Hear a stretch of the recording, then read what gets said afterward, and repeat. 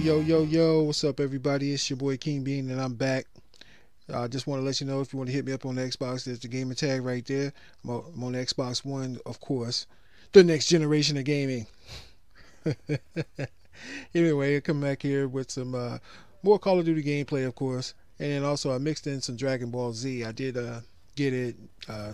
Don't criticize me too much on it. I just had downloaded the game. It's like from the beginning stages, so I'm just was just learning how to play the game. Play the game a whole lot better now. I don't have any more footage for it as of now because I've been leveling up my character.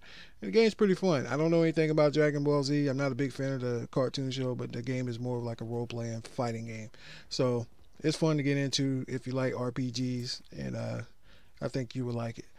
Well, today, what I want to talk to you guys about today was simply something I was thinking about just watching TV. Watching TV today. And it's about ratchetness. You know, it seems like ratchetness is an epidemic, especially in the black community. I'm speaking as a black man here in the United States and trying to figure out why is it cool to be like this. Do we, as a society, like negative things? And understanding that reality TV is not really reality TV; is scripted. It's like the WWE. Jerry Springer. People go on Jerry Springer's show. And they let out all their bad laundry and everything that's wrong, and now that's spilled over into shows similar to the Real Housewives.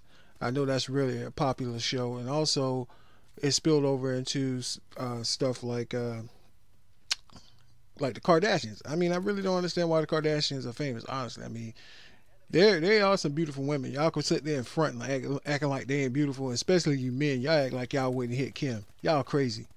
Y'all are crazy. I know you're lying, because I guarantee you, that's one thing I don't understand about dudes. When I hear dudes, some people in my peer group, well, I'll put it this way, not exactly in my peer group, but the ones who I see on Facebook or I see in person, or some of my customers, and they talk about these girls like her, Britney Spears, even Miley Cyrus. They're like, oh, she's so nasty, I wouldn't hit it. And then I'm looking at I'm looking at your wives or your girlfriends who you messing with. You trying to tell me you wouldn't hit that?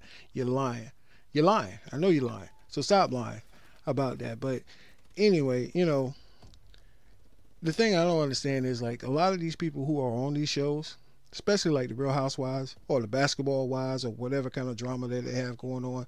And I know they're people just like us and they have things that happen, but when you basically have life won, you're rich, you can pretty much go anywhere and do anything that you want to do, but you portray this image like, better yet, just ghetto fabulous. I mean, I guess that's what it is. But that's something I don't understand, and especially in the black community, man. We're trying to. I don't even know where to even begin with that. I mean, it's trying so hard to, being black in America is very difficult. It's hard, especially being a black man in America, and probably even much more so being a black woman in America. But we see us coming up, and we see when we watch these shows, they're coming up and they're showing like the quote unquote image of a lifestyle of the rich and famous, but you still have these same garbage tendencies that's always out there. It's always about the drama, and then but that trickles down to society, because even some of the girls that I know, they still they love the drama, or the men, they love the drama. It doesn't matter if it's male or female. It's like if you don't have drama, then you don't have anything. So I'm just wondering why is it so popular? Why do we like this? Why do we love ratchetness? Why we can't get enough of it? I mean, what does it mean for our society? And also, man, are there any kind of solutions to change that? Or is this just something that's just going to keep going and going and going, and that's what America's going to keep going into, a downward spiral of decadence? Who knows? I mean, I really don't know the answers to this. And I really wish I knew, but the sad thing about it is, really, it seems like, and I may be wrong for this, but it seems like my black people are the ones in the forefront that's perpetuating all of this. They're the Real Housewives is the #1 shows, the ones from Atlanta, not the Beverly Hills one. They're not number one. Uh, Love and hip hop, they're number one. You looking at stuff like God, I done lost my train of thought. But any kind of thing you can think of is really is that. Except for like Jerry Springer or Maury Povich, in which Maury Povich get on my nerves. I don't understand. It's the same exact show every show about somebody getting pregnant and they don't know, they gotta prove who the father was. Either he was the father or he wasn't, or they done it's or somebody's cheated. It's the same show every day, over and over and over again. Now mind you, they are highly entertaining. I'm not going to front on it, but I make sure I try not to watch them anyway because it feel like myself personally, for me personally, it kind of poisoned my mind, and I don't really want that involved with me personally. But why is it so popular? Is it just because you're getting fame?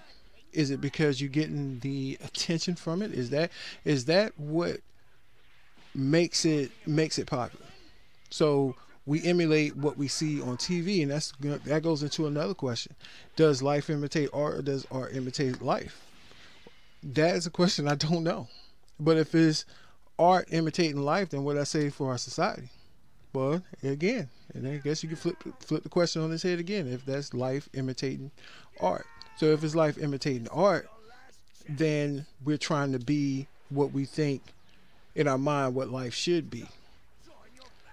And also, again, just to piggyback on that stuff, piggyback on what I just said, especially when you're black in America, and we have two different blackness now, which is weird. It's one of the it's like the light skin versus the dark skin argument all over again. I forget what they actually call it. I remember Spike Lee covered it in his movie School Days, in a little parody song that he had in there about the light skinned girl versus the dark skinned girls. But it's like now it's the new black, the quote unquote new black. They look at them as sellouts. Then you got the thugged out, want to be super hard, thugged out dude. So we want to come up, but once you speak against negative activity, then you're considered a new black, a sellout, a Uncle Tom, or a coon. But in the same, but if you flip it over and you go the other route, where it's where you put that person who didn't, who well, for lack of a better term, just grew up in the hood. But if you go into corporate America, you can't be thugged out. So then, if you ain't thugged, so when you're being thugged out and you're not being accepted by mainstream society, then you're considered as, well, you're not. You can say, well, I kept it real. Well, then where's that balance?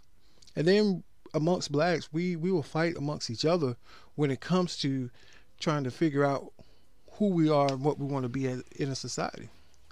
I just really wish there were more positive black shows, or that it was more positive, even in the music, man. The music is crazy. I mean, but coming from my generation, in which I can say when it comes to hip hop music, and hip hop right now is the number one culture going in the world. It's not anything else. Nothing influences more of your dress, the way you dress, the music you listen to, than hip hop. Or your lifestyle is hip hop. Nothing else makes more money than that. But back in the day, growing up when hip hop first began, I could honestly say I was there in the beginning when it first popped off. I mean, the first rap song I ever heard was 2 years ago. A friend of mine asked me to say some MC rhymes. That's from Run DMC. That was back in 1980 something, early 80s.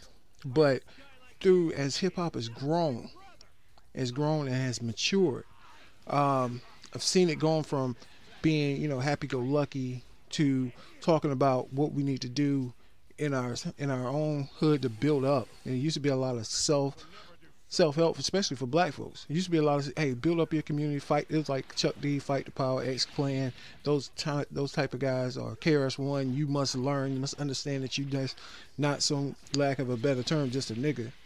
You are somebody, and you can be somebody. And let's stop the killing, the drug dealing in our hoods, in our neighborhoods, and really rebuild the community. But then later on, the gangster rap came in, and I ain't gonna front. I'm bugging out listening to, NWA and those cats like that. I'm wilding out listening to it, and it was great. It was great to listen to, understand where they were coming from in their part of the hood. So You know, but we haven't progressed past that. We did progress past that, and then kind of got into the '90s era with the shiny suits and dealing with with Puffy and those cats like that, and kind of show, hey, you can make money and still mainstream and still keep it real. But now I don't even know where the music is now, and I guess it's cool now to be it's cool to be a thug. I guess that's what it is. I mean, hell, I'm almost 40. I ain't gonna front. I mean, sometimes you got to put that behind. So I don't know the right answers for this, but if you have any comments or any suggestions or anything like that, just feel free to leave a comment. I'll holler at you dudes later. But thanks for watching. This is your boy King Bean, and I'm signing out. Enjoy yourself. One love. Peace.